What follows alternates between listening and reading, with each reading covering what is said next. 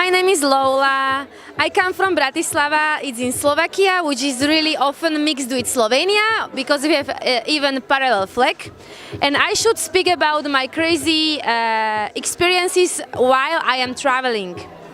Well, I remember now one experience from Japan where people are living in a really different way as we are living, and you cannot even have chewing gum going outside in Tokyo. You have to pay for the police. Or what was really crazy, when we were in the family, the daddy of the family, he was making weird sounds while he was eating, like and other stuff, and he was looking to us like why we don't do the same.